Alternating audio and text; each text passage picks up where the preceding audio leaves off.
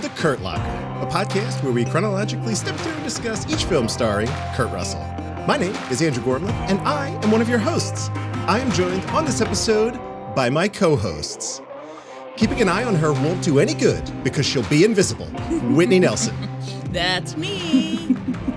And she doesn't know who the winner is going to be, but she wants to be close so she doesn't have to fight her way through the crowd. Lindsay Nelson joins us. It's just good planning, you know. Right. It makes sense, you know. The odds are in your favor. You might as well just sit in the front row. It's crazy. Yeah. It's crazy. Lindsay, thank you for joining us again. Very excited. I'm always excited to have a guest, but I think for these movies, if we can get somebody on for each of these in the trilogy, it'll be really neat to see what everyone's reference point is for this one. I think you had both seen this before, right? If I'm not mistaken. I have seen this before. Yes. I was shocked Yeah. when we talked about it, I didn't know if I had or not because I didn't remember anything about it. I remembered everything about it in retrospect when it was happening. For some reason, this one stuck more than any of the other Dexter Riley movies. So, Wow. Okay. All right. all of the visuals and scenes, I remembered all of it. This is like the first movie I've ever revisited for this podcast or for Cool Breeze that I actually remembered. It came crashing back to you like it did. Vivid flashbacks, like The Fugitive or something. You're like, oh, yeah, no. exactly. Yeah.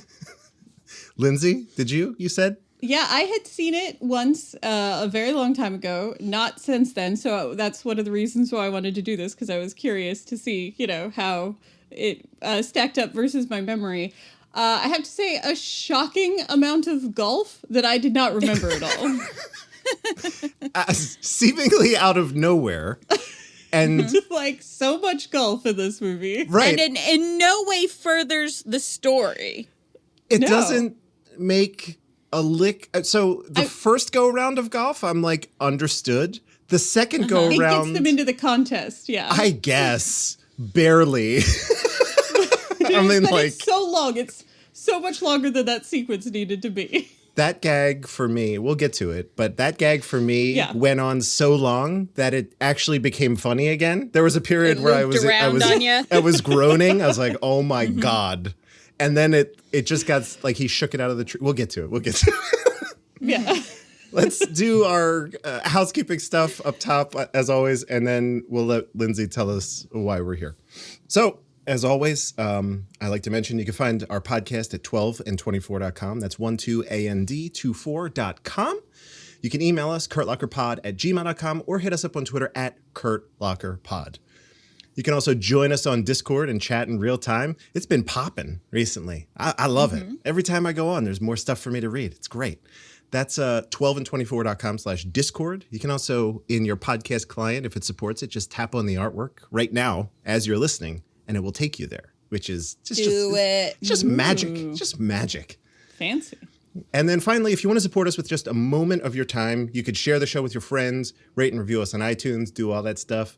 It's great to say that we're a 5-star podcast because we change hearts and minds. It's amazing. It's incredible. I love it. You love to see it. So that's very helpful. And that's a thing you could do for free. You don't got to worry about nothing. So if you have time, do that. Lindsay, if you would, I would love for you to tell everyone why we're here today. Absolutely. Today we are talking about the film Now You See Him, Now You Don't, the second chapter in the Dexter Riley trilogy. Oh. And the plot synopsis from IMDb is a chemistry student invents a spray that makes its wearer invisible. A crook finds out about it and plans to steal it for himself. Which is kind of the plot. It feels. But this movie was written by Joseph L. McEveety. Yeah, I don't think and directed by Robert Butler. Yeah. Co-starring alongside Kurt Russell are Cesar Romero, Joe Flynn, Jim Backus, William Wyndham, and most of the rest of the cast of The Computer Wore Tennis Shoes. So, Whitney, what did the critics and audience have to say about it? Well, critically, it has an 80% score on Rotten Tomatoes with Whoa. the critics. Wow. What? With the audience, however, Surprising. it's a 57% score. So Parentheses, too much golf. Right. So a much bigger critical hit than a audience hit, and a pretty large disparity between the two numbers, which I wouldn't have guessed. Yeah. TV Guide reviewed it, and they have not attributed a writer to this review, but TV Guide gave it 3 out of 5 stars and said, benefiting from some fine special effects, this fast-moving comedy ought to please any family. And user Bobby H gave it 3 out of 5 stars and says, it's a good family flick and something to watch while you're bored or if you've never seen it prior. I personally would not watch it more than once or twice, but it's worth a peek or two and a good one for the children, even with its age. There's grammatically that sentence. I mean, you read it perfectly, but grammatically, there's so much that I didn't like That's about. incorrect about it? Yes. I didn't want to correct it because it's not I had to stay true to the source material. But oh my god. We are not going to editorialize other people's comments. Right. You won't know which version of he used, or peak for that matter. Spoiler alert, the wrong one. The wrongest Wrong peak, you could do. Wrong your. Whitney, I'm very excited. I have a new segment here. I think it's going to be pretty short, but Okay. I went ahead and I made some theme music for it. And I would love to. I'm not a DJ. I don't have that skill set, but I know my way around Logic Pro. So with your permission, I'd like to play this 30-second intro to this segment that we may never use again. I don't know. Are you ready? Okay. All Yes. right. Here it is. A brief moment of, is he hot in this one? You just want to know, what movies is he pretty in? That's a heavy burden for me alone to bear. Maybe just his character in the last one bugged me enough that I didn't think he was as dreamy. He's very dreamy in this film. Is he hot in this one? So this segment, I'm Pretty self-explanatory. I'm just workshopping it. I'm thinking, is he hot in this one? No. What? Are you kidding me? I am not. All right. Case closed. The answer is no? The answer is no. Not in this one. I am shocked. I'm honestly shocked. Why? What happened? I don't know. I think part of it was his character's a little bit more goobery in this one, but also I think it's the hair. I think a lot of it hinges on the hair and the length of the hair and the style of the hair, which means I'm going to be very confused when it gets to mullet time for Kurt Russell, because traditionally I don't believe I enjoy mullets, but I definitely think that I'm going to think that he's dreamy coming up. But in this one he was hotter as the first Dexter Riley than he is as this Dexter Riley. It's tough to nail you down sometimes, because I would have guaranteed that this one would have been it, because I had thought about this segment maybe too much, but certainly while watching this movie, right? And just a question, like you'll be watching a movie and you might be asking yourself about like maybe the hero's journey or the character's wants and desire, like what makes this movie good or bad. I was asking, like, will Whitney think that he is hot in this one? And I thought the answer was going to be yes, especially you see him driving in the dune buggy on the tarmac and his guns are, but hey, that was the most attractive he was in the movie. Okay. When he was on the tarmac in the dune buggy. So you're not wrong in that regard. And also he's an attractive person. Sure. Like he's never going to be hideous to me. But if you're asking me, is he hot in this movie? The answer is no. Okay. All right. There we go. So listeners, let us know if you dig this segment, because I'd really like to use that song more often if I can. It's a good song. Oh boy. So I don't want to talk about how much time it took to do that, but suffice it to say. I mean, I love it. It's amazing. I'll send it to you. I mean, at this point, judging people's hotness is basically, your life's work, right, Woody? I mean, More or less. If anyone Yeah. can be an expert in it, I certainly qualify to be I know an expert in the it. bona fides are established. It's done, right? Okay. So with that out of the way, what did we think about this movie? I don't know who wants to start. I told you I have no notes or anything about this. I'm just going to kind of go off the cuff, but I would love to have a little conversation about it. yeah, I mean, I definitely think it is fun. It is a very, Disney live action, from the 60s and 70s feel to the whole plot and everything. It's not as charming as The Computer Wore Tennis Shoes. Oh, interesting. And really, oh yeah, you don't think so? I honestly, and I know that I've made a big deal about it, but that golf stuff really bogged it down. I mean, I get that 20 minutes. That first scene is 20 minutes, and that's too much. You would get the point in 10 minutes. You do not have to do that for 20 minutes. Yeah. And then to have a second golf scene. Although I am with Andrew that by the time he was trying to get the ball out of the ocean, the joke had kind of come back around a little Yes, bit for me. of course, yeah. But it just felt, this whole movie felt really aimless, which I do not think is what they were intending. Like, it just meandered a lot. So I like their dedication to hiding walkie-talkies in flowers, though.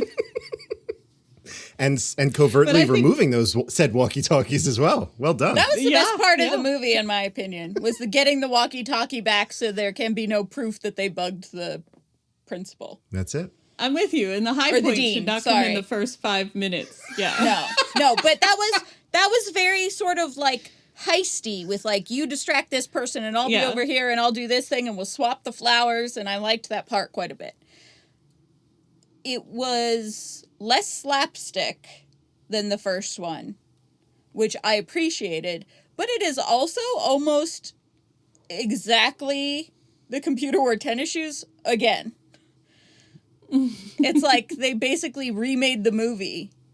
I was shocked at how much. All of the story beats are the same. Yeah. The villain is the same. The villain's story beats are the same. Going through it and how things happened and, what sort of precipitated incidents and all of it is basically just remixing The Computer Wore Tennis Shoes, only with invisibility instead of smartness. Yeah. And I mean, I guess that's why I found the first one more charming, because this one felt really overly familiar, just retreading so hard. And yeah, there's some of the Friends stuff that I really liked. I liked the whole introduction to them in the lab scene with them going around and the one guy measuring out cornflakes and stuff. Yeah, that was awesome. But The yeah, having the sidekicks same. are as good in this one, even though a lot of the kids are different kids. The sidekicks are as good in this one as they were in The Computer Wore Tennis Shoes, just as far as feeling really whole, well-rounded characters for only having a few lines and being, side parts. I feel like that was well done again this time. Yeah. Yeah, the actor playing Skylar did a really good job, I thought, both as being the caddy and when they were chasing the invisible car around. He was from The Computer Wore Tennis Shoes. I remember him, right? I think he's the only, teen Friend. young person in college that's Yeah. the same. But he was in The Computer Wore Tennis Shoes, I think. Yeah. He had a much more substantial role in this one. And I thought he roasted the challenge. I thought it was pretty good.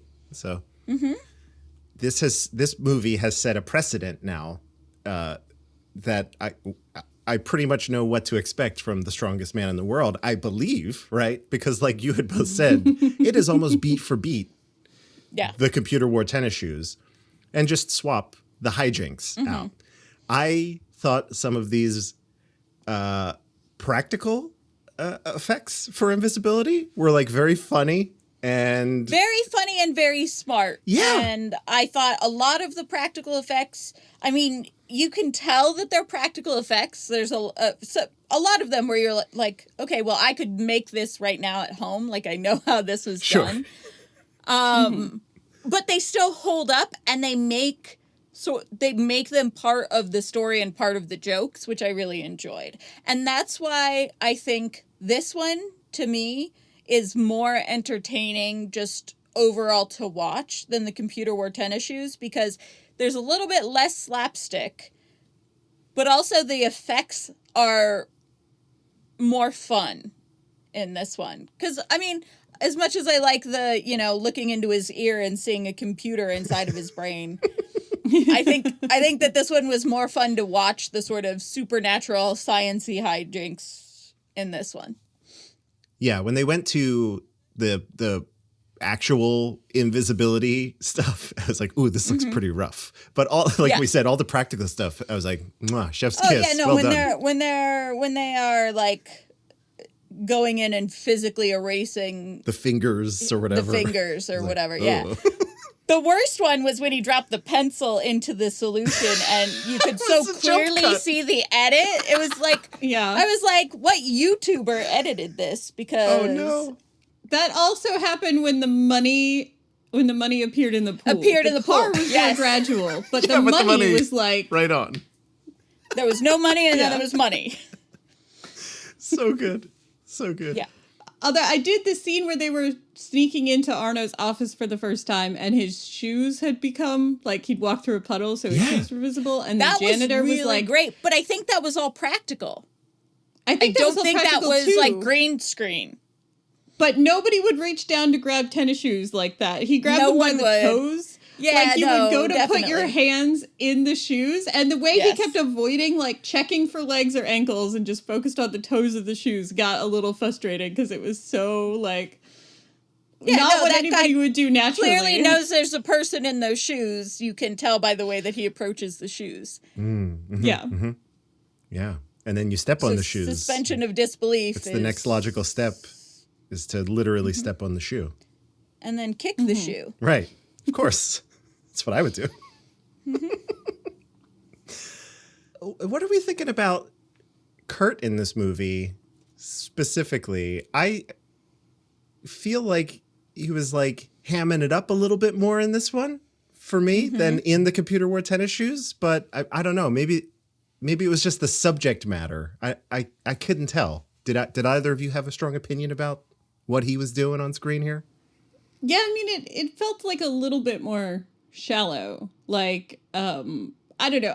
This movie felt kind of like somebody wrote fan fiction about the Computer Wore Tennis Shoes people. It does. It does feel like that. So you get that there's like characteristics there and stuff that are hallmarks of the character of the person, but there's like, it's like a little bit more flat and empty than like the, of somebody trying to basically just recreate the story with slightly different elements. So, I mean, I don't think he was bad, but I definitely don't think he was good. Like, I feel like he could do more than he did in this movie. Yeah, I agree. I think that I liked him more in this one because he didn't make terrible decisions based on his newly acquired fame like he did in the first one. So just overall structure of the character, he was more likable in this one. But I do think that part of it is to do with the writing, and the character is more shallow. He doesn't really have any personality. He's driven by the events and not by what he wants or needs or desires in any way. So there definitely was a shallowness there, and I don't think that he acted to his full potential we've seen him do before. And I think that's part of the reason why, to me, he's not hot in this movie, is that he did get a little bit hammier, and it seems like they all had fun making this movie. Like, you get the sort of Ocean's 11, like, vibe of camaraderie from the viewer's perspective. And so he clearly had fun making this movie, but I don't think that this is, like, the, most tuned his instrument has ever been. Well put. Well put. So I was most curious about whether there is a through line with these movies in terms of, are they reckoning with what happened in the last one? So on our last episode, Whitney, you said that it's kind of like a Nancy Drew situation. And my only counter argument is that he mentions that Mr. Arno had just gotten out of jail. And I don't know if it was So for the crime last time or that guy is just Right. always in jail. Right. I mean, that's the thing is there's some potential like allusions to the last one, but there's really not a time period. They don't talk about how long has elapsed. Yeah. Other than the fact that the kids are still all in college, so you have a very narrow window that these movies could happen. This could have happened 3 years before the last one, or it could have happened 6 months after the last one, or it That's could have true. happened Yeah. 10 years after the last one. We have no idea how long he was in jail for, and if he was in jail before that. I assume he wasn't in jail before that because everyone thought he was a pillar of the community. But you could have stumbled across this movie and had no idea it was a continuation of a story, I think. Right. Yeah. I do. If you- I still stand by that it's sort of like an anthology thing, like a Nancy Drew. It's the same characters. Mhm. It's the same world. It's the same general time period. But they really don't like. So far, I have seen nothing that's super sequential about them. All right. I'll buy that. I did find it very interesting. Like the first one pivoted slightly around saving the college. Yeah. But it wasn't nearly as much about saving the college. This one was much more about saving the college. And I think that, like, it was entirely about saving the college.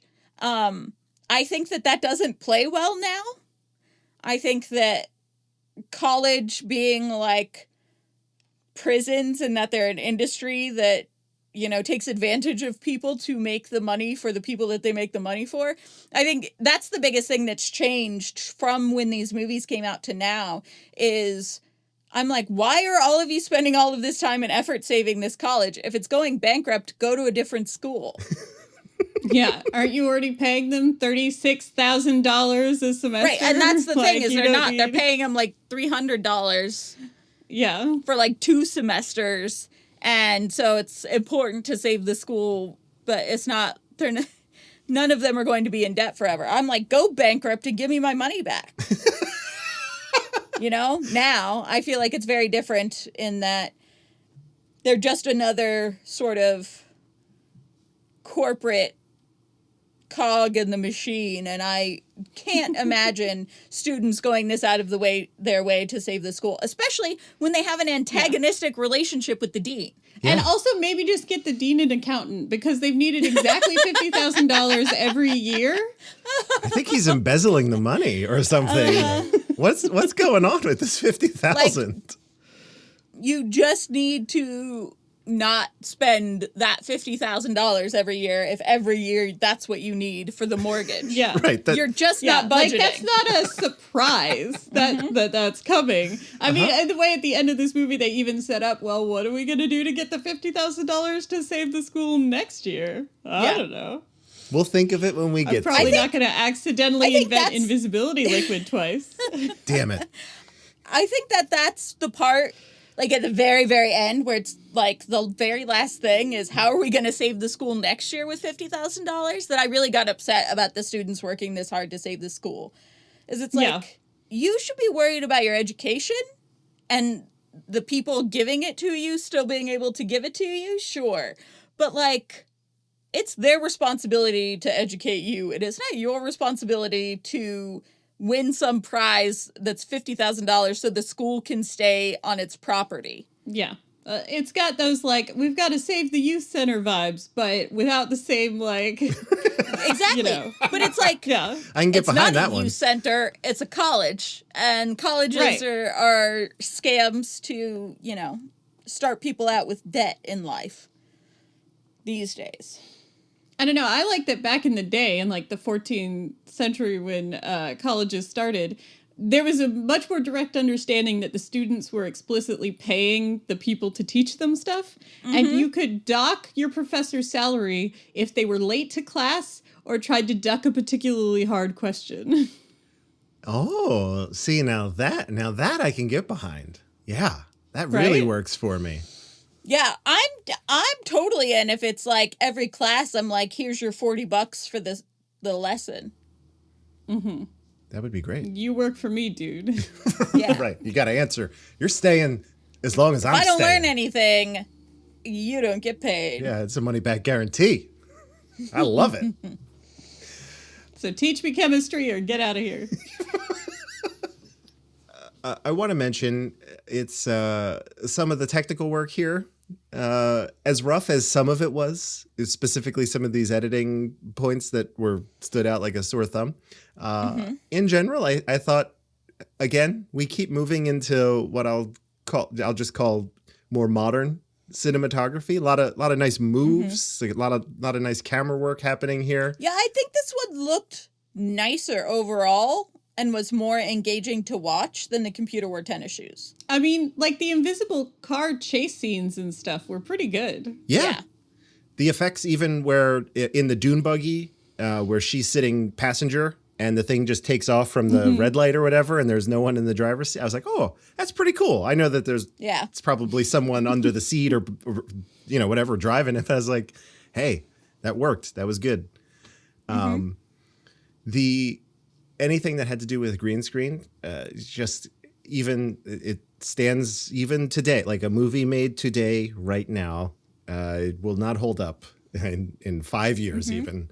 And this is true. The scenes in this movie that have any kind of green screen are notably darker and bluer for some reason. Yeah, it's not even just the editing or the quality of the computer imaging. It's like they look different and stand apart from the rest of the movie because they had to shoot them in I don't know, some kind of different warehouse or something. So they had a different lighting setup or something. I don't know why the color and the tone changed so much, but it did. It was very clear every time you were going into a CGI shot. Yeah. Like, oh, okay. What are the feet running away? What's happening in this one? It's like, oh, it's only half of a man. Got it. Whatever. Which was basically the last 5 or 6 scenes of the entire film. Were all much darker and lower quality than the rest. But that's like a kind of small thing. I really like the score they keep kicking in whenever the hijinks are ensuing. It's like it's a real catchy tune. I like that one. It was. Yeah. Yeah, overall, technically, I like where we're going. You could see that we're getting there. I'm looking at our list and I'm like, we're so close. We're so close. So close. Yeah. It does reinforce my belief, though, one of my strongest held beliefs about filmmaking this movie, that you should do everything you possibly can practical effects. Oh, yeah. Build stuff, build the environment. It always holds up better. It always gives the actors more to go with. It's why movies like Jurassic Park or Alien are still could have come out, today. There's no looking at those movies and being like, oh, well, this scene's bluer. They definitely were doing green screen in this one. Yeah. They certainly have a timeless look to them because of that, which is really, really nice. Do we have any other specific thoughts here about now you see him, now you don't? Not really. I just have a question for both of you. Yeah. Because I've kind of said my viewpoint. I feel like with it being almost exactly identical beat for beat, if people are just going to watch one of the 2 we've seen so far, do you recommend the Computer Wore Tennis Shoes, or do you recommend Now You See Him, Now You Don't? That's a good question. I like that one. Not talking about it in context of the rest of Kurt's movies, but just if they're only going to watch one of the 2, which do you suggest? I would probably go Computer for this one, but it's close. I think either one would work, but I kind of just like the conceit of the Computer Wore Tennis Shoes a little bit better. This, he was working on this solution, and then lightning struck overnight. Let's be clear, lightning strikes both times as the inciting incident. Lightning. Lightning is the main character of all of these movies. Sure. Yeah, I was going to say, I think there's the only reason anything happens is lightning. Happening with Dexter Riley's relationship to lightning. Yeah. Yeah. That He's the son of Thor Zeus is following him around or something. Yeah. So I like that the inciting incident happens directly to him in the computer world. It's affects him directly versus this feels a little bit more throwaway. Once he runs out of that solution, that's it for the invisibility. So I guess technically for the computer too, but if he didn't hit his head, he might have been a computer for the rest of his life. I don't know. So yeah, I would go with Computer on that one. I think probably Computer too, because even though he was a little bit less likable in certain ways, I think Dexter Riley as a character feels more fleshed out in the first one. Like that he feels more like a person. And this one he's just running around all the time and there's not really any character growth. So for that reason, also, I really do think that the pacing was off in this one, that it got really bogged down in like a couple of parts. So I would probably say Tennis It Shoes. also got bogged down in the Computer Wore Tennis Shoes with the like montage that's of true. him going to the UN and Yeah. watching a rocket being fired into space, and it's like, this has nothing to do with anything. Why are we watching? I this? guess, yeah, that's true. I guess that's probably just as like screeching halt to the story. I just find golf more boring. So I think the difference between those two is that I think in Computer, because essentially like that montage of all of the stuff that Dexter was doing is the golf sequence of this movie. Yeah. But at least it was Yeah. Kurt Russell in those sequences. Yep. Whenever they give this And not the Dean Dean. more to do, I don't like it. Like that guy is, Yes. he's Agreed. true.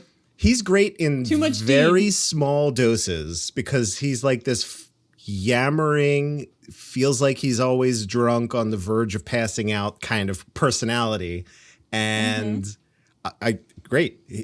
Don't get me wrong. That's a cool thing to establish as like this guy. But when they give him the middle of the movie, I'm like, this is too much. This is too much. Yeah. Or even the scene at the end where at the backyard Yes. prize award ceremony for the like $50,000 science competition that Yeah, happened. no, I had a problem with that too. That whole like they talk about it like a gala, and I expected it to be much more in like a gymnasium or an auditorium or something like the first one, with the competition at the end where there's an audience and whatever, and then this is like somebody's backyard. That's just like one of the producers' houses. He's like, we could film it at my place. Like, save a Put couple some bananas bucks. in a cut glass bowl, and there you go. Bing, bang, boom, you got a gala. Right? Yeah. That's what I've seen at every single gala. And you did have trays full of cocktails, like some pretty significant, that when the guy starts shaking. Yeah. Yeah, there was Huge. more champagne coupes on that tray than people in the backyard. Right. It's great for Exactly. I was everyone. like, wow, these people are getting drunk. Perfect. But even that whole scene where he gets hit with the invisible spray and he's walking around, and it was too long. Like Right. you could, his shtick, I agree with you, works in like little bits, but it doesn't work when you prolong it. So I did, yeah. I'm with you on that. I think the Dean works better in little bursts and little like, we're bugging your office, we're almost caught. You're coming in and judging all our science experiments, and then you're gone. Works better. That's the most interesting thing now to see what they end up. Do they go harder? Because I have not seen any of these films. So The Strongest Man in the World, is it going to be a balance, or are they going to go harder on kind of this direction? I'm actually a little bit curious about that. I can't wait because we don't have to wait too long. It's only like 2 or 3 movies away. Yeah. And I actually don't think I've seen The Strongest Man in the World. I don't think I've seen the third one, so. I don't know if I have or not. So I'm interested to see. I agree with you both. I think that the first one is still the one to see, even though I actually think that I enjoyed watching this one more because it was less slapstick. I thought that the whole like ladder scene and the like paint in the chase and the whatever, like all of that felt very cartoony to me. And I was not into that. And this one is much more fun. The like chasing's more fun. The special effects are more fun. I liked this one better from like a cast overall general perspective. But I think that Dexter Riley isn't really like his own fully fledged character in this, and he's not in it enough. And he's in the first one for all of this stuff, like the montage and the things that break the story still have Kurt Russell being charming and enigmatic on screen. Yeah. So I will say I got major props to whoever's job it was to come up with things for an invisible car to crash through to let people know what direction it was heading. A lot of those were really well done, in my opinion. I was like, that's what I'm saying. Like, I did not like the whole ladders and paint cans and spilling paint on the highway. It was too silly for me. Sure. And I think this one had a lot more thought put into it and was funnier and was more technically interesting and advanced. And they did a good job with a lot of this stuff in the second movie. But I think that your main character being not in it for most of the movie is a problem. Which is one of the inherent problems of the Invisible Man story in general. Damn Why it. it's hard to adapt it to a movie is that you lose your main character. It's actually why I thought the Elizabeth Moss one that came out last year was one of the better ones, because they focused on Her. a victim of the Invisible Man Yeah. instead of the Invisible Man. So you still had somebody to be hooked into who wasn't literally not Gone. there for half of the movie. And while that movie had some flaws too, I do think it was easily the scariest adaptation of an Invisible Man by using like an abusive relationship as the like vehicle. I for didn't the see it. tension The and trailers stuff. looked amazing, though. It was easily my favorite adaptation of an Invisible Man movie. It still had some problems, but it was really good. And I do think focusing on her instead of the like eponymous of Invisible Man really helped. You know. Yeah. Whitney, I'm going to get close to the microphone here and just, it's on okay. Plex. It's on Plex. Oh, okay. Just Wink, saying. wink, nudge, nudge. Say no more. It's all on the up and up here, folks. It's all on the up and up. Good to know. I think we covered everything that there is to cover Yep. about this movie. We left no stone unturned. I agree. No golf ball unshaken from a tree. Well done. 6 holes in one, or whatever. He scored like a 54 or whatever this was. Yeah. I don't know much about golf, but I know that is like an impossible score, I believe. So that's Yeah, great. and I really think somebody would have intervened at some point when the ball was doing things that would be physically impossible from one hit, and they were all just like, "Oh no, this unorthodox swing!" What a instead of, wild like, trick shot. And Yeah, it's like, he really- no, there's an alien in there. Or something. Yeah. Like, somebody Something is speak happening. up and say, this is incorrect. No, he just put some English on it, you know, and he's like, Yeah. just that's all it was. I've seen that before. The green cuts so much to the left that I can U-turn the ball. That's it. So we talked a lot about how these kids would save their school, right? But what if your school was online? Oh, how convenient would that be? Oh my God. and you got to do only the classes you were interested in. Yeah. Yeah. And if you didn't feel like you were learning, you could just stop paying. Yeah, That sounds great, doesn't it? it does. It sounds wonderful. I mean, if only such a service existed. I know. Andrew, where could I find such a wonderful, wonderful service? It's Skillshare. It's Skillshare. We've talked about this. God, What? is no one paying attention to me when I do this part of the show?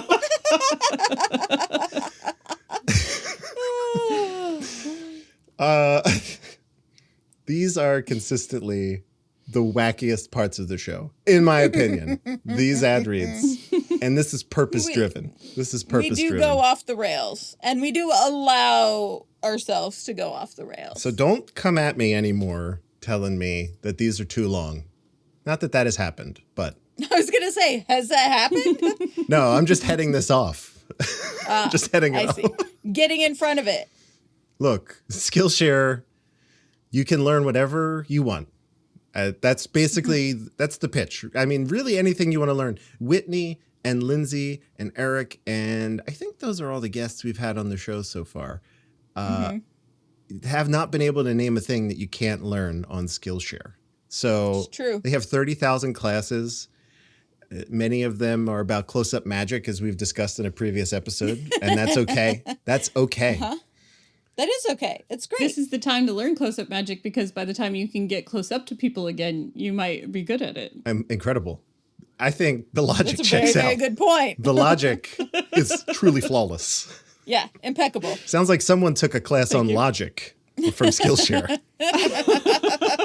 I don't know. Now I'm going going to have to look up if they have Logic classes. I'm genuinely I curious. bet. So I bet they do. I say this every day I go on Skillshare. It's actually part of the tabs that open up when I open a browser. I have like 6 or 7 tabs that open up. Skillshare is one of them. I just browse what's on the homepage. So I like to do this every day and just see if there's something on there. I add it to my queue. It's just like Netflix. You could just add a bunch of classes to your queue and then watch them at your leisure, really. And it's really nice. Today we Take them have at your own speed. Today we have Unlocking Your Potential, 5 exercises to build creative confidence. Who couldn't use a little bit of that? Right? I think everyone could use a little creative confidence. Yeah. What else Yeah. do we got here? Plants at home, uplift your spirit and your space. That guy, the guy whose picture is on this class, looks like the happiest person I've ever seen. Truly. This guy loves having plants in his He's house. uplifted his spirit. He really in his has. space. I believe it just from the photo. It's great. We also have still life photography, capturing stories of everyday objects at home. We're all at home. Why not capture some stories? I don't know. Yes. Yeah. It's great. I use Skillshare all the time as a teacher and as a student. I can't recommend it highly enough. If you go to 12and24.com/Skillshare, you could sign up with our link and get 14 days free. If you decide to move forward, it's $15 a month. You can cancel whenever you want. But during that 14-day free trial, you have access to everything on Skillshare. So you can learn as much as you want. You can take in as much information as your brain can actually handle. So I recommend doing that. It's great. All the classes have outlines, and generally they have what you can expect at the end. So if it's something like still life photography, it'll have an outline of here's what we're doing day 1, 2, 3, or whatever. And then at the end, you will have XYZ skills. It's great. And it's easy because you don't always get that if you're taking a college course, for instance. What am I going to walk away with at the end of this? Well, it kind of depends, really. It's a mixed bag. So Skillshare is reliable that way. I really don't have anything else to say. 12and24.com/Skillshare. Go do that. Right? Do it. Just Check it out. do it.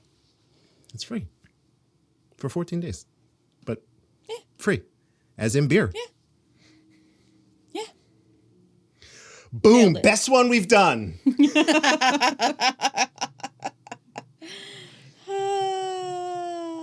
Yeah. Okay, I'm gonna try to get through this really quick. I don't know if you're looking at this Wikipedia article, but oh my God. Probably there's a bunch of golf in the middle here that I can just skip over those paragraphs. So we're back at Medfield College, just like the computer wore tennis shoes. Science buff Dexter Riley. Is he a science buff? We're He 5 does words a in. lot of hanging out in the science lab for not being a science buff.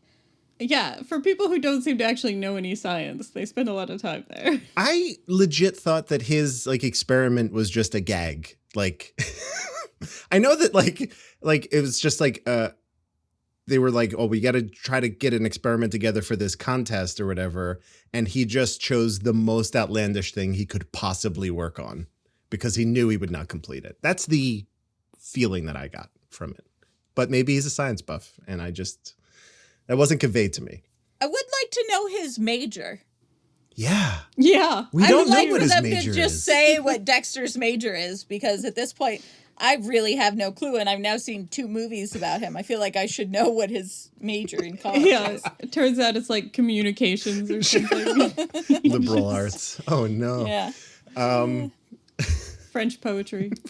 It's hyper specific. It's like, what is he wasting all this time on invisibility for? He doesn't need to take this class. What is he doing here? We're eavesdropping via hidden walkie-talkie in the board meeting with the dean. I don't know why these kids always decide to do this, but they do. The dean is discussing the small college's continuing precarious finances, as we've discussed. Later that afternoon, Professor Lufkin shows Higgins around the science laboratory where Dexter is working on an experiment with invisibility, and another student, Druffle, explores the flight of bumblebees. I loved all of the Druffle stuff. Druffle. I loved the way that Druffle looked. I like all of the Bumblebee stuff. I like that he got bitten by a bee rather than stung by a bee. Stung? Yeah. I love that his allergic reaction means that he needed a full body cast. And it did a homage to like the Invisible original Man. Man. Yeah, the whole look bandages. of his. All of and Yeah. the name Druffle. All of it. Every single bit of the Druffle stuff I loved. Druffle, he was a face that I recognized, and I looked it up because he was not credited highly because, again, he's only in the movie for like 3 minutes, maybe, tops. That's Ed Begley Jr., who... Yes, I thought it was Ed Begley Jr., Yeah. but I wasn't sure. I know and Oh love my him gosh. from Better Call Saul most recently, But but it's like the dude's been in a albino Ed bunch. Begley Jr., right? Yeah, it could have... Because he had like very blonde hair. Yeah, it was frightening to see this person. But yes, so Ed Begley Jr., shout out. Well done, my friend. Nice cameo. I thoroughly enjoyed every moment of it. That night, during a powerful thunderstorm, the laboratory is struck by lightning, resulting in the destruction of Dexter's work. The next day, Dexter examines his burn equipment with dismay. Higgins, the dean, meets with A.J. Arno, a recently released prisoner. We don't know if it's related to the last film or not, whatever. He has purchased Medfield College's mortgage, which, crazy. When Dexter accidentally drops one half of his glasses into a container of his experimental formula, it appears as if the substance destroys them, but upon closer examination, Dexter realizes the frames are merely partially invisible. Oh yeah. Can I say We have to. if the reason that you're turning how you're turning things invisible is a non-reflective fluid that like bends I got so light heated. particles around it, you would not be able to see through it. Like if its whole function of invisibility was deflecting photons. I got Yeah. so heated when he put the glasses on. Nerds. And he was like, oh, they stay on my face. It's a full set of glasses. But then the test that he does cover his other eye. is cover his other eye and read through the invisible side of the glasses, and he can read perfectly. And it's like, no, if you can't see through the lenses, they're not altering your vision. Well, Yeah.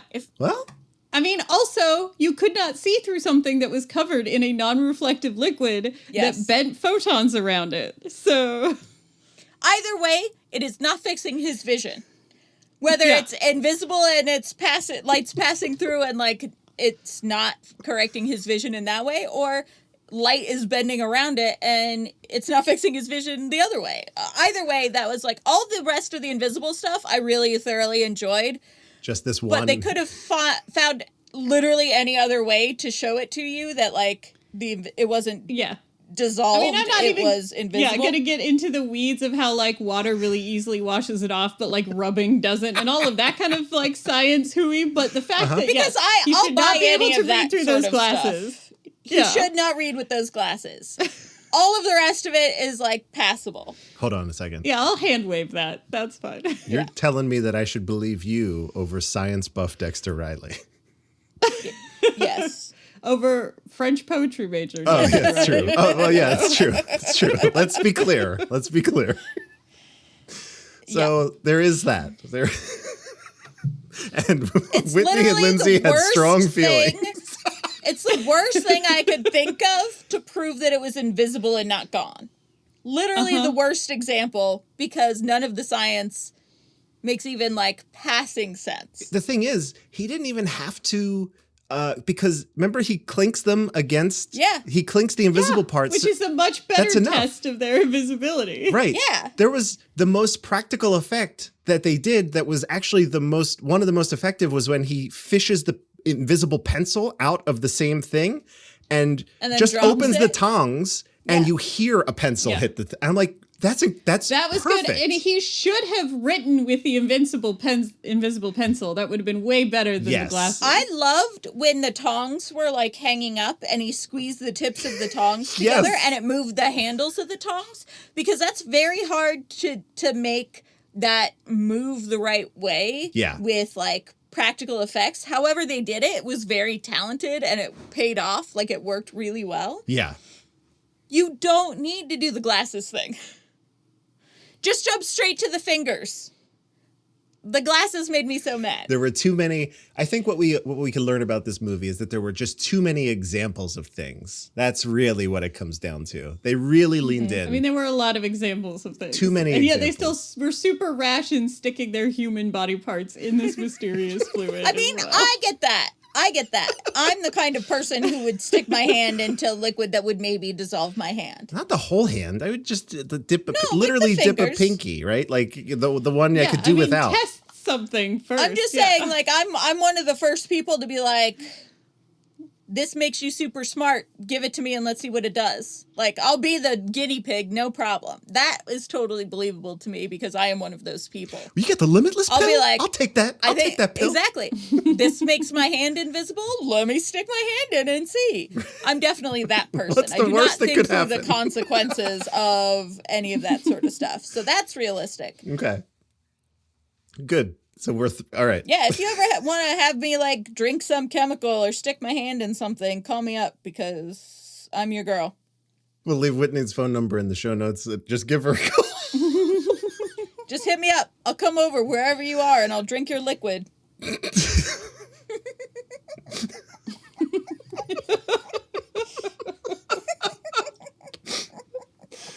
I'm crying and I don't want to ruin my microphone. Okay. Oh my God. I can't read. I need to put invisible liquid on my glasses here. Okay. After several tests, Dexter places his fingers in said liquid and they disappear. Schuler and Debbie arrive and are horrified to see Dexter with only a partial hand, but Dexter insists Schuler test the substance as well, admitting only afterwards that he does not have the antidote for it. Which is fortuitous because just then Higgins brings Arno into the lab, stunning the students, as only 2 years earlier, Dexter was instrumental in exposing Arno's crooked gambling scheme. Yes! Okay, how do they know it was 2 years earlier? I don't know. Were they freshmen then? I don't think they ever say. That's part of the thing that like makes it so out of time. I don't think they ever talk about like what year they're in or what class they're in or majors or anything that like would describe to you how old they are or what year it is. I think they very like resolutely avoid any of that. So I'm very curious. Is there a citation for 2 years later? No. Did they cite that? No. No. Okay. So that's someone making up stuff. Wikipedia, you need better admin. Oh, I'll be editing this later. You bet. Citation needed. Arno's getting the tour. And Dexter and the others notice that Arno is actually more concerned with the campus architecture than Higgins' speech about why the college is so great. During this scene, Arno goes to shake everyone's hand, and they have both dipped their right hand in the liquid. The dean has a very funny line, which is it's a little on the nose, but I laughed in spite of myself, where he says, "What is wrong with everyone's right hand in here?" I thought it was great. yeah. Because Just coming from very him, funny. just coming from Yeah. that guy, that line works. Yeah. It was fun. He then suggests if they got something on their right hand, just wash it off. And they use water, and they realize that is the solution to remove the invisibility, which is great. Easy. Curious about Arno's behavior, Dexter convinces Schuler to use the invisibility formula to sneak into Arno's office that night. Despite several mishaps, the boys get inside Arno's office where they find a model of Medfield College redesigned as a gambling establishment. After taking photos of the model, the boys flee with Debbie's help. It was a nice little, we talked about it. That was really well done. That whole sequence was spot on. Yeah. The next day, Dexter shows the photos to Lufkin and Higgins, convinced, wow, there's a lot of names. Lufkin and Higgins convinced that Druffle's Bumblebee study would draw attention and investments to Medfield. Higgins reacts angrily when Dexter assures him that his invisibility formula could win the top prize in the upcoming Forsyth Science Contest. Not having admitted to anyone that Medfield has been dropped from the contest for being too insignificant, Higgins contacts the contest sponsor, millionaire Timothy Forsyth, and agrees to meet over a game of golf, despite his inability to play.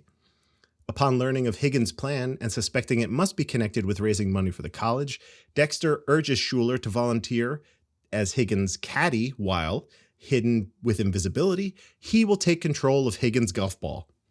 At the club, Forsyth and the State University Dean Collingsgood are amazed by Higgins' quirky golfing abilities, which include numerous hole-in-one shots, as is Arno, who is also at the club. What I will say, this is the last time I butt in, I promise, while you're please, reading this. Please do. This is also extends sort of your incredulity as far as the science of everything.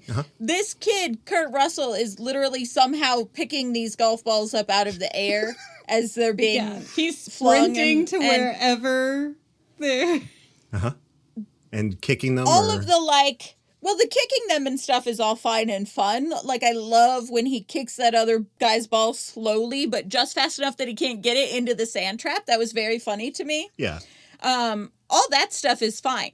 But how does Kurt Russell get from wherever he is to a point where he can grab a golf ball out of the air, which is going at a fairly high speed, even if you're not a good golfer, when you smack that golf ball, like, it's fast. That will hurt. And you would also see it stop in midair when he caught it. But somehow he's running fast enough and athletically enough to jump and catch these balls. But I definitely totally thought that okay. multiple times as well. I am totally okay with buying into the reality of that and the science behind it not really working out and the physics of it not really working out if they had just left the glasses thing alone. You can't have both. You can't have both. You can't have both. If I'm going to be critical, then I'm going to be critical, And if I'm not going to be critical, then you can't have the glasses thing. Okay. Fair enough. Fair enough. So say I. I agree. After the game, Forsyth agrees to reinstate Medfield into the competition because, wow, their dean is a hell of a golfer, so let them in. Meanwhile, Arno accidentally sees Dexter becoming visible in the club showers and grows suspicious. Let me say, Dexter is not very, considering he's discovered something amazing, is not very cautious about the whole thing. No. They are very incautious, and also they're very profligate with the use of this invisibility spray, considering that, they don't know how to make more. No, they don't. He had they spray it all over beaker the of it. ding-dang place. Yeah. And lightning was the key, so it's not even if he got the formula right, he's got to make lightning strike twice. But he's very nonchalant about everything. He's just I'll pick up this thing and make it float in the air. Yeah. I'll sing a song while I'm doing this so everybody can hear me. Yes, of course. So here's the part that I think we all can agree was just a little too much. I'm going to skip over. Local television news covers Higgins' extraordinary game of golf. He is invited to join a tournament in nearby... Some kind of crazy trick shot tournament or something like that. Yeah, in Ocean City.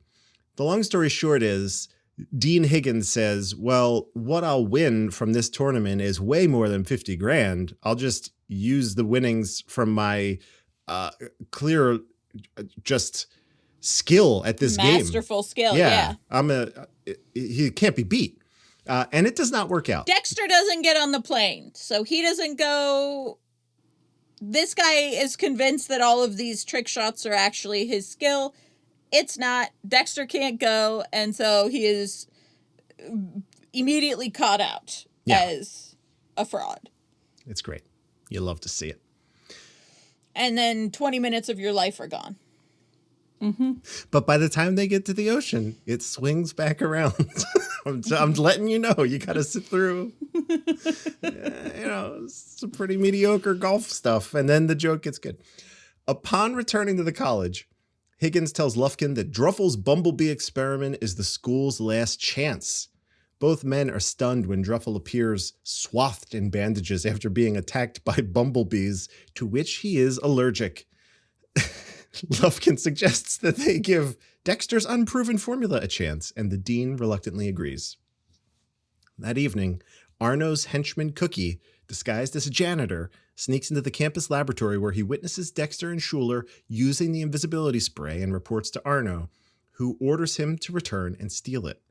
The following day, Forsyth and members of his committee arrive on campus to judge the best science experiment at the college. Unaware that their spray bottle has been replaced by Cookie, Dexter and Schuler make their presentation and are stunned when it has no effect. Forsyth and Higgins depart as Dexter remains confused until he chats with Charlie the janitor, learning there is no night janitor. Dexter realizes that Cookie likely stole the formula, concluding that Arno must be behind the theft. Dexter plants a walkie-talkie in his office. This is a throwback to every other one of these movies, and probably the next one. The walkie-talkie in the office in Flowers. A couple days later, Schuler overhears Arno plotting with Cookie to rob the Medfield Bank by making themselves and the money invisible, which is great. I love a good heist. This is a great idea. Certain that if he could retrieve the formula before the Forsyth Award announcement that night, he could still win the contest. Dexter sends Schuler to the police and goes to inform the bank's president, Wilford Sampson. When both the police and Sampson dismiss the boy's story about invisibility, Dexter and his friends gather outside of the bank. When invisible Arno and Cookie knock out the guards and take the money, Dexter unsuccessfully tries to use a fire hydrant to hose the men down as they exit the bank. Sampson contacts the police, who join the college students in a wild chase of the car driven by invisible robbers. Last paragraph. I swear, team. I swear. After a long chase, Dexter forces Arno's car into a swimming... context here. At some point, they get out of the car and make that invisible, which is a great idea. Probably should have went there from the beginning, but... Probably should have started with an invisible car, yeah. Probably would have got away He with it. even says, like, a plain car no one will notice when he knows that they have spray that turns things invisible. It's Right. like, you know how someone could not notice a car if it didn't exist? Yeah. They're invisible in the car, but they didn't think to make the car invisible is... Them, the money, not the car. That was their downfall. If it weren't for these meddling kids. See, I don't know if I would have been smart enough for the money. I mean, I'm sure I would have put it into duffel bags or something and then sprayed the duffel bags eventually, but I wouldn't have thought they're going to see the money coming out. Yeah. Until I was there in person, like confronting that part of the plan. I mean, this movie taught you something going forward. It did. Happen Make to my money concoct- invisible. Yeah. So after a long police chase with an invisible car, which again was really well executed in terms of knowing where this car was going, pretty much at all times. It was nice. Yeah. You were never once like lost or confused as to what the action was, which is hard. Yeah. Like people who make a lot of money making really great movies sometimes are not good at orienting you and orienting the action, especially when the action is invisible. And they did a really good job with it in this car chase. Yeah, absolutely. Absolutely. Eventually, they force Arno's car into a swimming pool where it, the money, and the men become visible. So Arno and his henchmen are arrested. Dexter and the others dash to the presentation of the Forsyth Award and plead for one more opportunity to demonstrate their invention. Frustrated by Dexter's determination, Higgins intervenes just as Dexter sprays Schuler, and again, there is no result. And here's a little bit more suspension of disbelief. Realizing the dip in the pool has diluted the formula, Dexter tries... So it's now time delay. That's of course. Of course. He doesn't only become like kind of transparent. He still becomes fully invisible just later. And the chlorine did not kill whatever reactive thing is happening in this fluid. It just slowed it down. as chlorine does. So just when Higgins tells everybody for the last time that invisibility does not exist, the top half of him becomes invisible, thus shocking the group and winning the top prize to save Medfield for another year. Everyone rides, all the kids leave and ride off for their next adventure, whatever that may be. The end. He becomes super strong. That's their next adventure. In just 2 short years, he'll be super strong. But if it's already been 2 years since the last one, They're out of college, right? You know, they're out of college in 2 years, right? I guess. Yeah. Maybe he's studying to be a doctor. Unless they're going for, like, I was going to say, unless they're going for graduate work. Medfield Graduate Yeah, College. what if they're all PhDs in science? I mean, I do not trust these people if that's the case. That makes more things egregious here. Maybe that's why they care so much about saving Medford, because Medford's the only school that they'll be allowed to give PhD in science. No one else would accept them. So that's Now You See Him, Now You Don't. Many episodes ago, maybe on our first episode, Whitney said that I would like this movie. And she was not wrong. So let me start off by saying, in terms of recommendations, I would recommend this movie. I do like it. Mm-hmm. I did think it was very charming, very funny. If you like the Computer Wore Tennis Shoes, this is another easy one to recommend. Not quite to that same level, but just, all of the discrete pieces are here. Mm-hmm. How about you two? What are we thinking? Do you recommend this film? I do recommend this film. I think it's fun. I think it's a good family film. I think the special effects and everything hold up more, and it's less slapsticky, so I think it would even work for an older family audience, because there's less mobsters getting their heads stuck in buckets or whatever. I mean, there's some of that here, but less of it than in the first one. So I definitely do recommend it. I don't necessarily recommend it over the Computer Wore Tennis Shoes, but I think that I'm probably more likely to rewatch this one than I am to rewatch the Computer Wore Tennis Shoes. Okay. Lindsay, what are you thinking? Yeah, I mean, I would say if you're in the mood for something kind of lighthearted and, not a heavy investment of it, this is a fun... this is a nice movie. I would say, yeah. Like, I probably won't rewatch it anytime in the near future or anything. But I do think it's, I wouldn't, like I said, it's lighthearted. If you're looking for something really easygoing for, an hour and a half, then this is a good choice. Yeah, I would also say that I have no plans to ever revisit this film, particularly ever again. Like, no. But yeah, I did not dislike the time I spent watching it, which is, again, something we can't say about all the films we've watched so far. About most of the films we've watched so far. Most of them. Okay. Yeah. Now we get to the fun part. Where I'll start with Lindsay on this one because it's I feel like the choice is clear. My list of 2 movies. Your list of 2, is this number 1 or is this number 2? This is number 1. Okay. This is number 1. This is definitely more fun than the one and only genuine original family band. Narrowly beating it out. I understand. Just to keep it fresh in everyone's minds, the one and only genuine original family band is last on the list for both me and Andrew. It is our least favorite so far. So that also holds true for Lindsay. Out of her 2 movies, it is also her least favorite. Yeah. Incredible. Yeah, I don't know if when we pass movies that I've seen in Kurt Russell movies, like when you get past them in time, if I should add them to my list or not, or only the ones that I comment on. No, feel free if you want. I mean, again, see, like if in our list here, Dan has gone ahead and added up until everything he's seen up until Guardians 2. So if you want to add Computer Wore Tennis Shoes or whatever, feel free. You don't have to have had a whole hour. Do it on your own time. You don't have to have taken an hour of your day to talk about it. Don't take up our air time. Whitney, I'm curious. Kidding. Yes. Maybe I'm also very curious. Maybe I should go first. I think you should go first. So I'm looking at our list here. So there's, for me, all right, I feel pretty confident about this one. All right, are you ready? Okay. I think I'm going to put this at number 3. Oh my God, so much.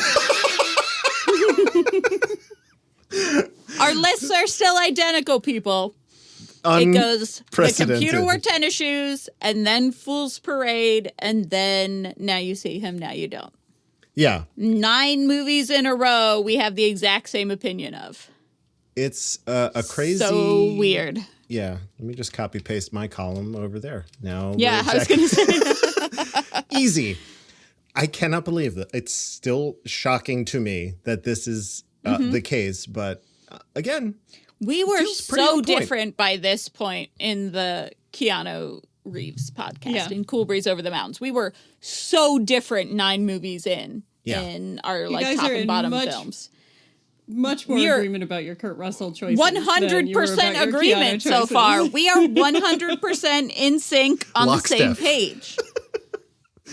so It's wild. I don't It's want to say wild. that it is canonical. However, I I might think go it's ahead. canonical.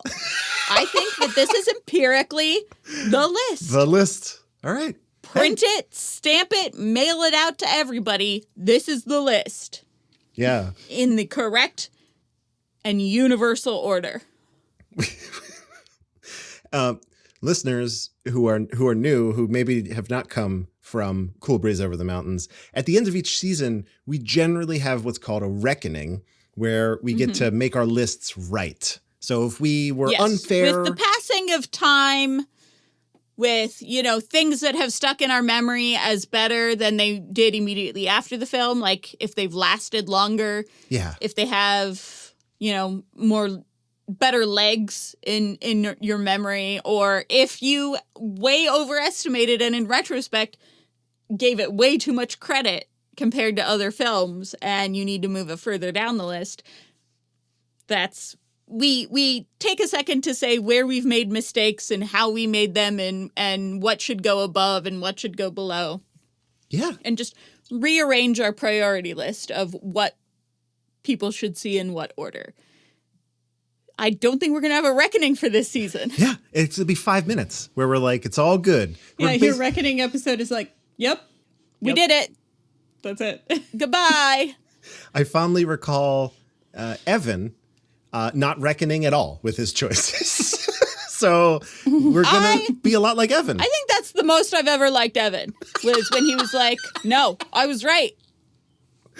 I'm sticking with it. Yeah. Stand by all of these, That's- everything. Yeah. That I think foolhardy that's, son of a bitch. I was like, damn, that's a man with conviction. I mean, He's made his choices and he's sticking to them. I guess we could call it that, but so that's great. That's all locked in. I'm in a state of disbelief, but let's keep this ball rolling, I guess. Yeah. Carve it into marble because it is unchanging. It is the list. We will see if this holds true next week. Whitney, you will be walking us through a film called Charlie and the Angel. I keep Which a is tab legally here. distinct from Charlie's Angels. Right. We cannot be sued. It is different. This is the Angel, singular. I just reviewed my list here. No one has seen this. None of us have seen this. I don't know what it's about or who else is in it. So again, as always, as we get closer to the 80s, right? Cautiously optimistic. I like the direction the movies have been going.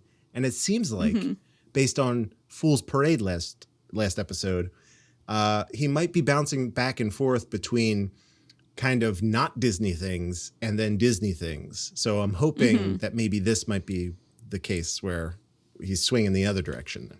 You know, I more believe adult this is a roles. Disney thing. Damn it. I don't know. Yeah, it kind of does sound like a Disney thing, doesn't it? All right. I don't know that for a fact, but I think it's a Disney thing. All right.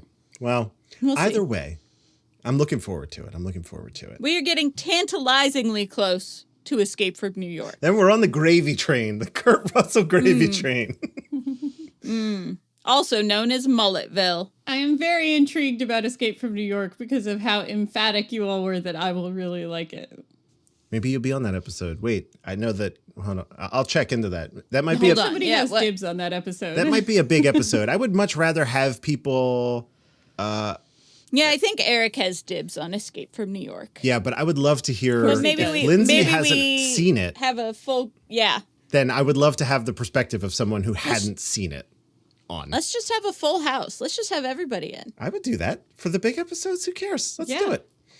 Escape from New York party. Hey, I'll wear your best leather go to outfits 12 and get on the computer and talk yeah, about go to it. 12and24.com or email us and send us audio about what you think, and maybe we'll include it. Yeah, definitely do that. And if Escape from New York is on a platform that supports a watch party, then hell yes, we will should definitely will do that. one. That is a Yeah. perfect watch party film if I've ever seen one. Oh my God. Yeah. All right. So we got a lot to look forward to in the coming episodes. Very exciting, very exciting. But this is the end of this one. So let's wrap this thing up. We did it. Another one it's the best episode we have ever done. Every episode we do is the best one we've ever done. Correct. We just keep getting better at this. It's crazy. We are gods among men, Andrew. I did not say that, but I like the enthusiasm. I have no problem saying it. Lindsay, thank you so much for accompanying us on this journey. Thank you for having me. Yeah, of course. If people wanted to find and keep up with you on the internet, where would they look? They could look at Twitter, where I am as Lindsay Nelson, Nelsen. And there I will pretty much post anything else that I do, any, other shows that I'm on. My podcast is called Historical Hotties, so you should go check that out. And yeah, that's about it. You'll see a lot of gelato on my Instagram and Twitter as well. It's perfect. It's perfectly curated. I love it. Whitney, where can people find you? Mostly here. Mostly 12and24.com. Primarily. But I am also on Twitter at Whitney_Nelson, Nelsen. And I am on Instagram at Whitney Nelson with no underscore. But mostly, if you want more of me, you should seek out more content that we have made in podcast form. Yeah, that's 12 If you and like- 24. That's historic. If you like hearing me compare myself to a god amongst men, then listen to Cool Breeze Over the Mountains.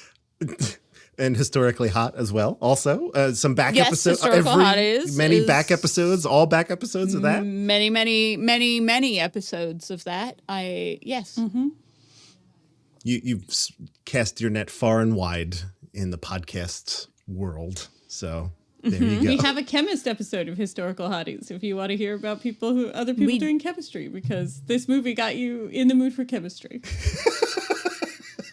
If this movie was the thing that got you in the mood for chemistry. In the mood for chemistry. Yeah, I'm with you, Andrew. Then clearly you need to know more about chemistry, so you should go. That's true. You didn't let me finish that sentence. But do we really should be need friends. to say, if this got you in the mood for chemistry, you need to be better educated is not something you can just say to people. No, I said This let's is be the person friends. who just declared themselves a god. Just when I'm amongst men. Just fair point. When she's home alone, very mortal. Very regular when I'm all alone, but put me in a room full of men and then I am a god amongst them. It's your superpower. Okay. You can find me across the internet at Dark Driving. Twitter and Instagram are the best places to do that sort of thing. And then also on the Discord. Also on Skillshare. And Skillshare also. Take a Find course. Andrew on Skillshare. Take his class. I'd be willing to wager that if you took my class on Skillshare, you would have been able to make the invisibility edits in this movie better. That's all I'm going to say. That's all I'm going to. Technology's a lot better these days, but still, there it is. Do that. And then join us on Discord. We're all on there. It's great. Do that. We're talking about what? The Snyder Cut We are talking Has about the been- Snyder Cut. mentioned. There's a lot of stuff. A lot of talking about a non-Keanu, lot of non-Kurt stuff. Russell stuff. Yeah. Although we TV talk shows about to that too. watch. We're Yeah. getting updates on listeners watching with their moms, which is adorable. It's great. It's A really little bit awesome. of everything on the Discord. I know. Come join Highly us. recommend. Come on. What are you waiting for? Just download it on your phone. You got your phone. Just do it right now. Come and play with us, listener. Yeah. Forever and ever and ever. like the energy of this episode. It's like I got a couple. I'm feeling very like argumentative or something. I don't know. I'm hot. I'm hot under the collar today, and I think it's transferring into the podcast. It's good though. I've I'm a laughed little bit very hard. confrontational. Hey, I've laughed to crying on this episode like twice. So there you go. All right, I don't want to make the mistake and play I guess I could play the Is He Hot in This One song again. Good but- work to us, and congratulations to you for hearing us, and the podcast is over. Yeah, we were quick like lightning, slow like chlorine. So I'm going to just press the button. I'm trying to get through this. Thank you all for joining us. And in the immortal words of Jack Burton, sit tight, hold the fort, and keep the home fires burning.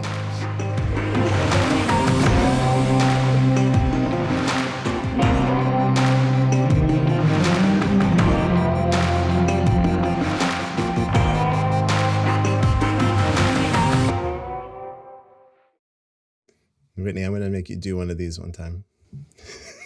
Okay, that'll be interesting. I'm going to make you teach a class and then also learn a class. Yeah, I won't make you do it. I mean, you do whatever you want to do, but yeah. I don't know what I would teach, but I'll figure it out. we talked about it on a couple I'm episodes knowledgeable. back. You're building a personal brand or whatever it was. Oh, yeah. Yeah. I mean, I do have a very strong online brand. See? There Yes, you go. it's true. So there you go. Do It's it. just be really loud and annoying about the things that you like until everybody knows that you like them and associate them with you. Boom. I Which- did it. That's a class. Which is why we still get Keanu Reeves links sent to us almost daily. It's incredible. Yeah. I love it. Yeah. Apple News. I love it too. Apple News has moved Keanu Reeves to the top of the algorithm for me. Like, okay, yeah, sure, Biden's doing something, but look what Keanu's up to. He's getting ice cream. He's getting ice Keanu cream. I was just going to say, he ate an ice cream cone again. Don't you want to know about that? Yes, I Yes, do. I do. Look how many angles of photos we have of this ice cream cone. My man loves it. It's just vanilla. It's I great. was gonna say, they never tell me what flavor he's eating, which is the real interesting part. Right. Of course, right? Then you could make a Keanu Reeves gelato, maybe. What would that look like? I don't know. That's your What would job. that look I'm just it was more of a rhetorical question for me. What would that look like? I'm not trying to. Yeah, I don't know. All right. I'll brainstorm. Yeah, hang on though. I just want to ask, what's Will Ferrell's favorite gelato flavor? I was gonna say, you're asking me, or because Yes, he really I'm likes asking the you. banana He chocolate buys- chip. Banana chocolate chip. There you go. You heard it here. You could say we have the inside scoop. Badoom. He also likes the salted maple caramel, but the banana chocolate who chip is, I doesn't? think, the favorite. People without taste buds. I just had a bunt cake in that flavor, and it was like the best thing I've ever had. It was like the best cake I've ever had, ever. Yeah, It was well, the incredible. salted maple caramel is like, if the shop has a signature flavor, it's that. Like, we sell more of it than. It was a seasonal fall flavor once that was so popular, I've never been able to take it out of the case since. So, Perfect. All right, there you go. It's a winner. So you learn stuff also. Now you can talk about the plot of this movie. While we were talking about celebrities and favorite ice cream flavors, I was like, let's ask a person who actually knows a celebrity's favorite ice cream flavor. I know. How often does a podcast get to throw to that? I would Never. I would wager I've never not heard also. it, and I listened to a frightening number of podcasts. There you go. There you I go. posit that no one has ever had that on a podcast. First, I'm calling Guinness as soon All as of we hang up. history. A first.